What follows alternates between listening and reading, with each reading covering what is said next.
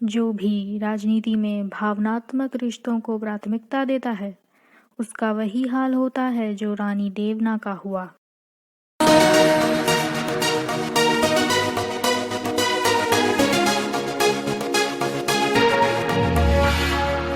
नमस्कार, आदाब, सत श्री अकाल, वड़कम and hey guys, you are tuned in to KC's diaries और आज आप सुन रहे हैं कहानी समरदूत मेरी डायरी से ऑन योर अपना चैनल केसीज डायरीज। और आज हम आपको सुनाएंगे इस कहानी का पहला एपिसोड।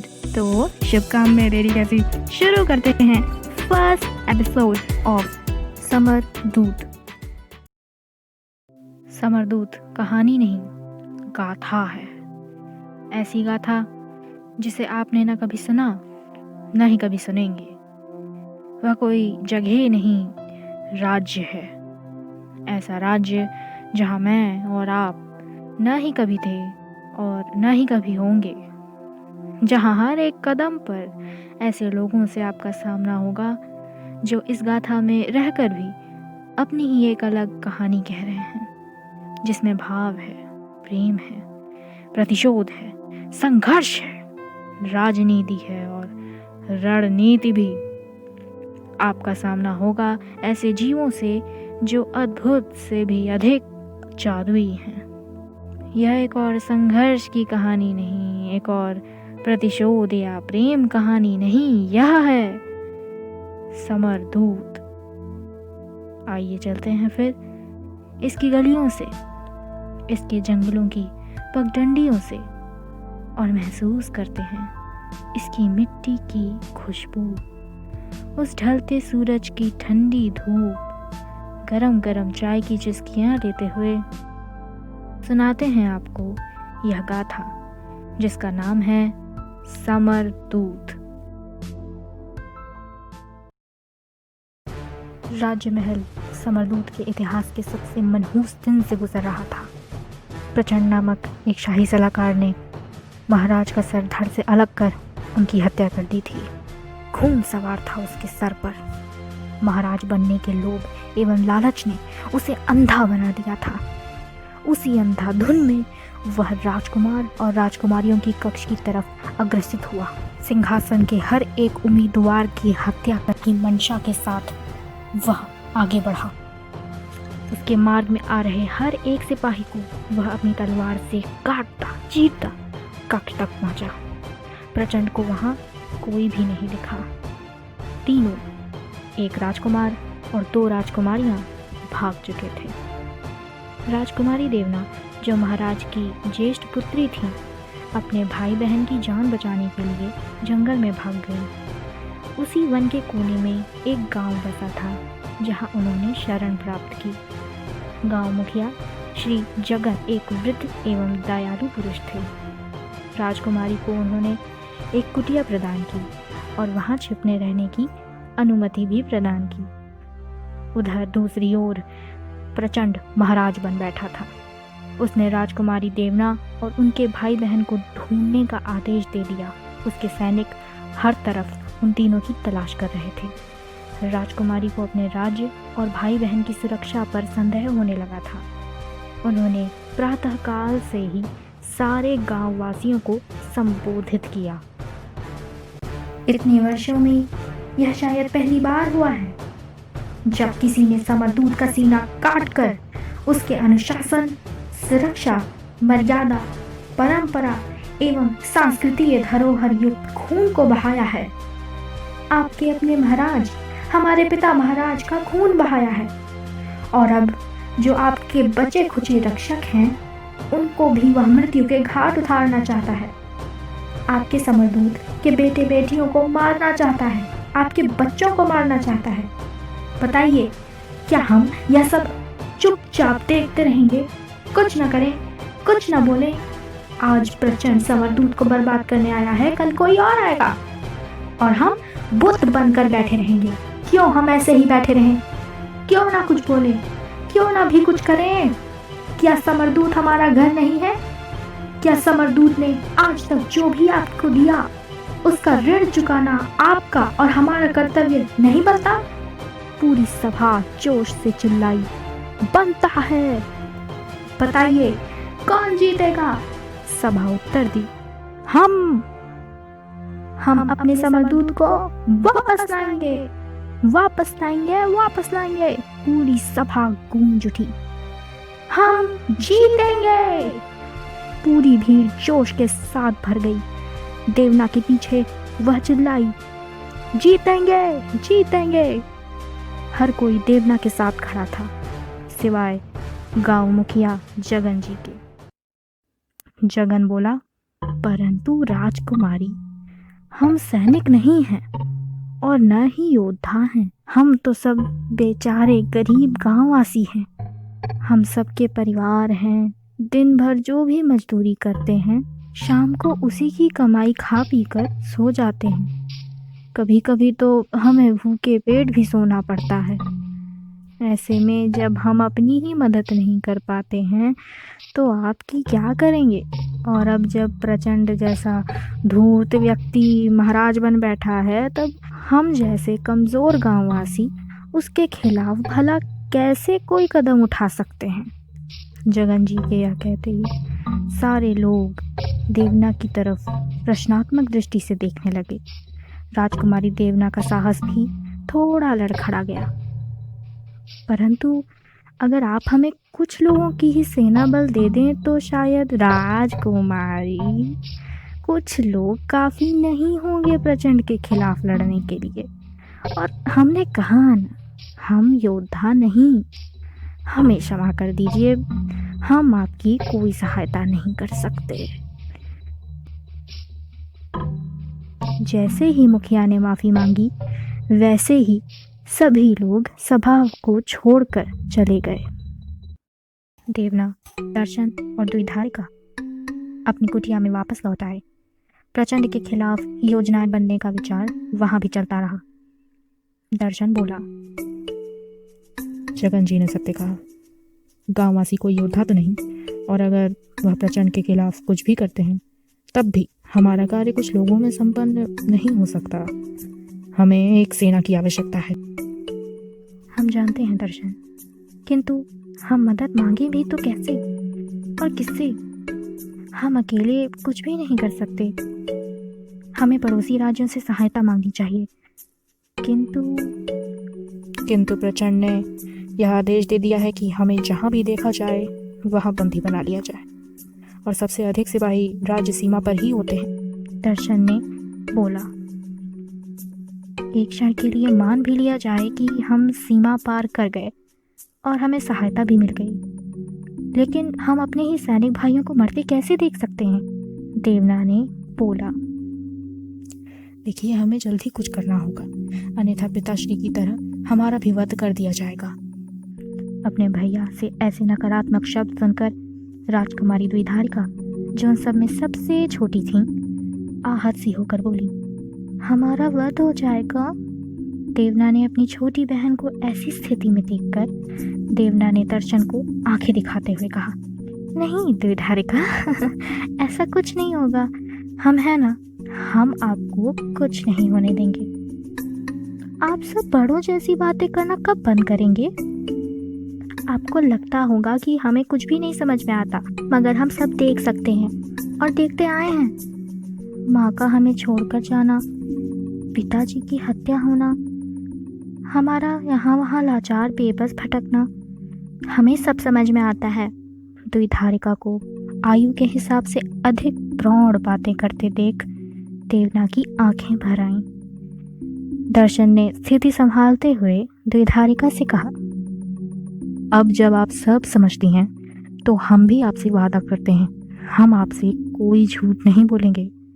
जितना डर आपको लग रहा है उतना ही डर हमें भी लग रहा है द्विधारिका, परंतु हमारा डर इस बात का नहीं कि हमें कुछ ना हो जाए, बल्कि इस बात का है कि कहीं आपको या समरदूत को कुछ ना हो जाए। जिस प्रकार प्रचंड ने राजमहल में महाराज का शुभचिंतक बनकर प्रवेश किया और धीरे धीरे उनके दिल से हलक तक पहुंच गया, उसी प्रकार वह समरदूत के हृदय पर बैठा है और निश्चित ही वह उसके गले का फंदा भी बन जाएगा। हमें बस यही नहीं होने देना है।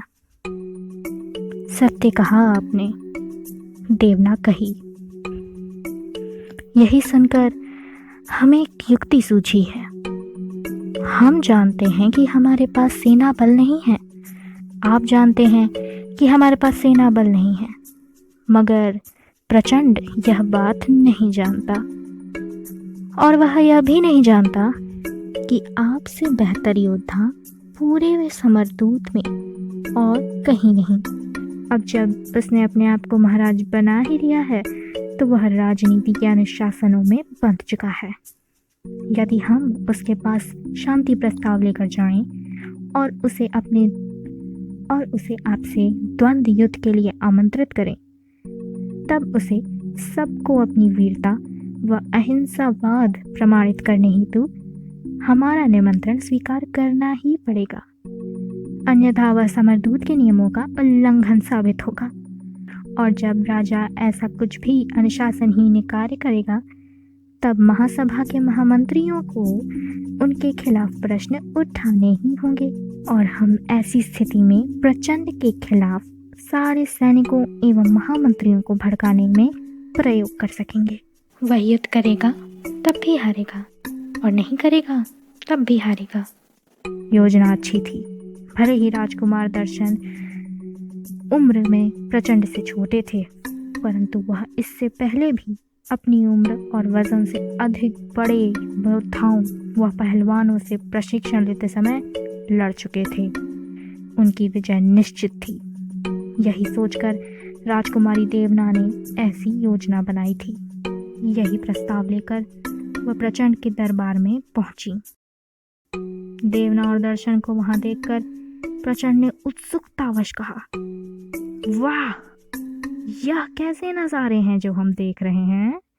राजकुमारी देवना एवं राजकुमार दर्शन स्वयं हमारे दर पर आए हैं, वो भी आत्मसमर्पण करने हेतु। और वह तीसरी वाली कहाँ है? हमारा आपको सहृदय नमस्कार महाराज प्रचंड। समरदूत के नए शासक बनने पर हमारी तरफ से आपको शुभकामनाएं। हम तो इस सभा में आपसे शांति वार्तालाप करने आए हैं। अगर ऐसा है तो आपका इस सभा में स्वागत है राजकुमारी देवना, पूरे शाही अनुशासन में प्रचंड ने कहा। हम आपको यह सूचित करना चाहते हैं कि हमारे पिता महाराज ने हमारे एवं महल की सुरक्षा के लिए एक गुप्त सेना दल का निर्माण किया था, जो पूरी तरह हमारे आदेश पर कार्य कर रहा है।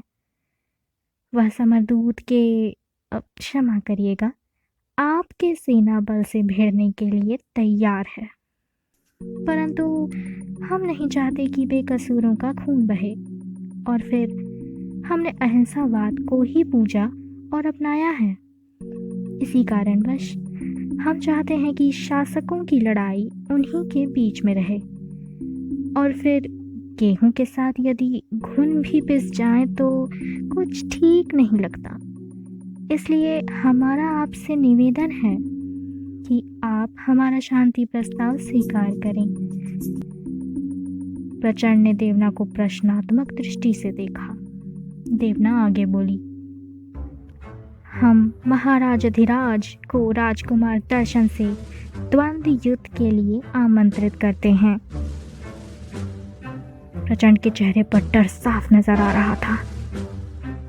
आप भी जानते हैं महाराज कि समरदूत की राजनीति हमेशा से ही अहिंसावादी रही है, और फिर जनता भी तो अपने नए शासक का शौर्य देखना चाहेगी। प्रचंड ने घूरती हुई दृष्टि से देवना को देखा। उसके चेहरे पर एक मुस्कान देखकर प्रचंड और दहक उठा। किसी चिंता में विलीन उसने अपने मंत्रियों को देखा, जो एक दूसरे से कुछ न कुछ कह रहे थे। उन्हें फुसफुसाते देख दर्शन का मनोबल कुछ सर उठाया। प्रचंड बोला, हम आपका निमंत्रण क्यों स्वीकार करें, जबकि हम जानते हैं कि हमारी सेना आपकी सेना को चुटकियों में मात दे देगी। क्योंकि यह एक गुप्त सेना बल है, इसलिए इसकी शक्तियां भी गुप्त हैं। फिर भला आप कैसे निश्चय कर लिए कि आप ही जीतेंगे महाराज? घृणा की मदिरा छलक उठी प्रचंड की आंखों में। पूरी सभा ने अपने महाराज को प्रश्नात्मक दृष्टि से देखा। कुछ देर विचार के बाद प्रचंड बोला, बात बहुत ही अद्भुत प्रस्ताव लाई हैं आप राजकुमारी। क्षमा करिएगा पूर्व राजकुमारी जी। इसे कहते हैं संस्कार। यह है समरदूत का हिंसावाद। सिर्फ 2 ही तो चीजें हैं जिनके लिए समरदूत पूरे विश्व में विख्यात है, अहिंसा और न्याय।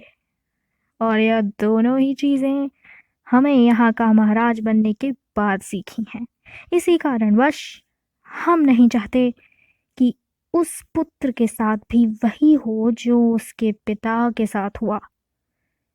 दर्शन तो अभी बच्चा है, इन पर तलवार से वार तो दूर, हम तो इन पर हाथ भी नहीं उठा सकते।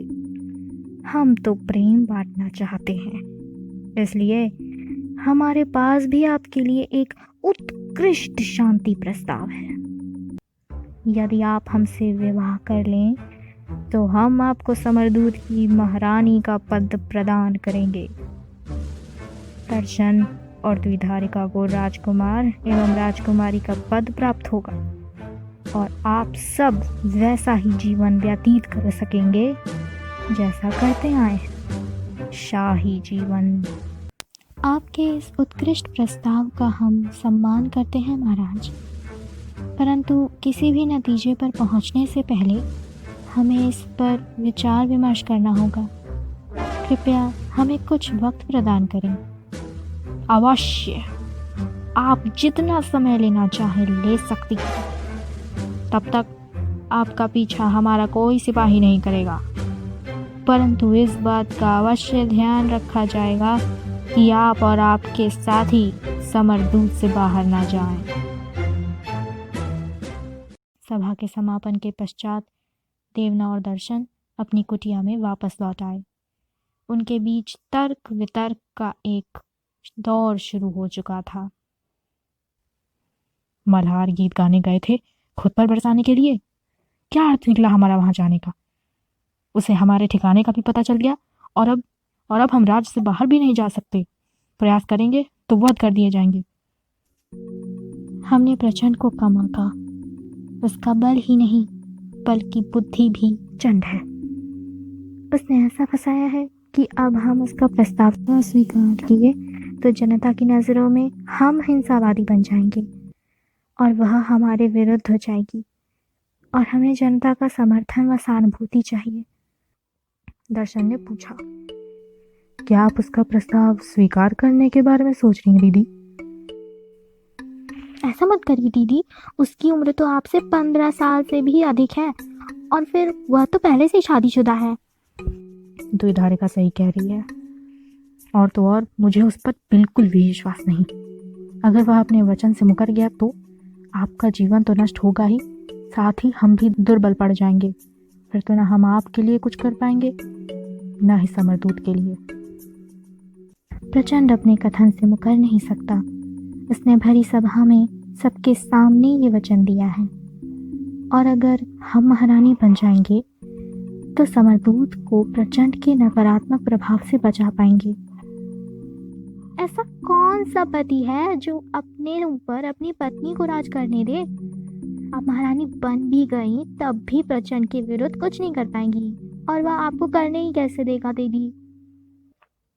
सत्य कहा, वह पति पद पाकर आप पर हावी होना चाहेगा।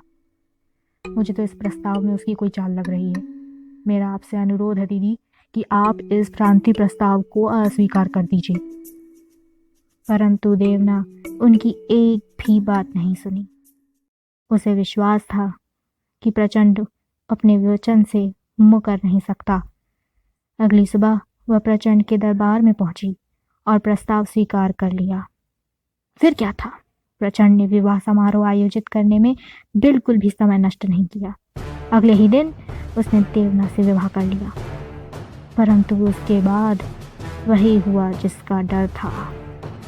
ताजपोशी के दौरान उसने महारानी का पद अपनी पहली पत्नी देवी शिखा को दे दिया और देवना को केवल रानी पद प्राप्त हुआ। दर्शन को कुछ तेज एवं हुनरमंद जानकर प्रचंड ने उसको अपने सलाह विभाग का मंत्री पद प्रदान किया।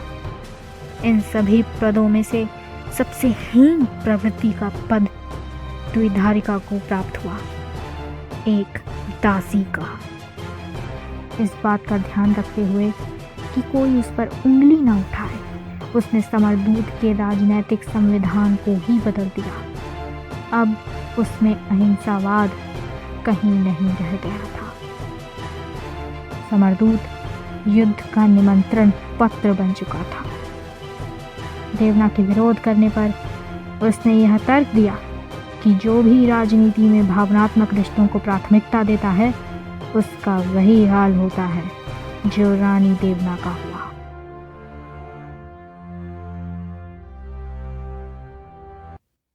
प्रकृति ने तकदीर से पूछा, ये समय होता है क्या? तकदीर ने उत्तर दिया, आगे आगे देख, होता है क्या? क्या देवना भी अपने जीवन में कभी प्रेम पा पाएगी? क्या दर्शन और द्विधारिका कभी राजा और रानी बनने का सौभाग्य प्राप्त कर पाएंगे? क्या प्रचंड भले ही कैसा भी राजा हो, एक अच्छा पति बन के दिखाएगा? क्या रानी देवना फिर से कोई चाल चलेंगी? उनका अगला कदम क्या होगा? उनके साथ और कितना बुरा होने वाला है? ऐसे कई रहस्यमय सवालों के साथ हमारी ये कहानी अपने आप को अधूरा छोड़ जाती है, जिनके जवाब आपको देंगे अगले एपिसोड में। स्टोरी टेलर ने तो अपना काम कर दिया, अब मेरा शुरू होता है। कैसी लगी आपको ये कहानी? पसंद आई होगी, और अगर नहीं आई तो नापसंद तो ज़रूर आई होगी। गिव अस अ डिसलाइक और a like as you prefer. अपने सजेशंस कमेंट बॉक्स में छोड़ जाएं। इस कहानी का अगला एपिसोड सुनने के लिए वही बटन दबानी है जो हमारे यूट्यूबर्स भैया दीदी बोलते बोलते थक गए। साथ ही घंटा बजाकर चैनल में प्रवेश करें ताकि जब मैं आपके लिए कहानियाँ लाऊं तब हमारे ऑडियंस तक उनका मनोरंजन खुद ब खुद पहुंच जाए। तब तक के लिए good bye, have sweet dreams and may your dreams come truly true.